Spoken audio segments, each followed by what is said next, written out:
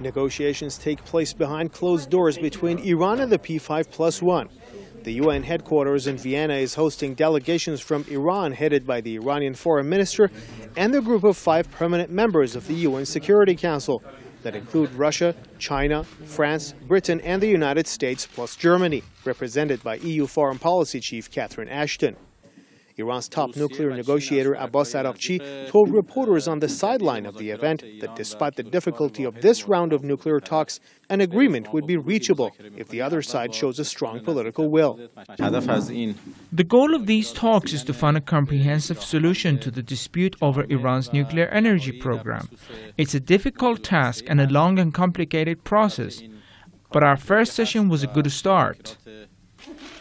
Both sides are concentrating on the result of the 3-day scheduled talks that also includes bilateral meetings between the Iranian negotiating team and each of the P5+1 delegations, a procedure that would lead all sides to a final settlement of more than 7 years of dispute over Iran's indigenous nuclear energy program. These are very complicated issues. They're very important political issues and technical issues.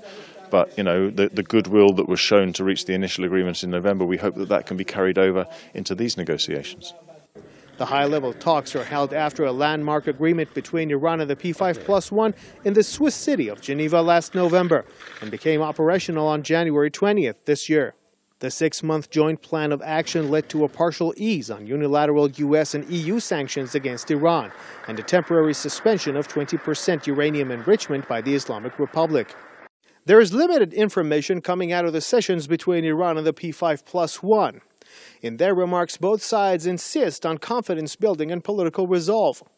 While the West pushes to limit Iran's nuclear energy program and put the Islamic Republic under the spotlight, Iran aims at finding some sort of an agreement that could create a balance between its rights and its obligations and remove all unilateral US, EU, and United Nations Security Council sanctions against it.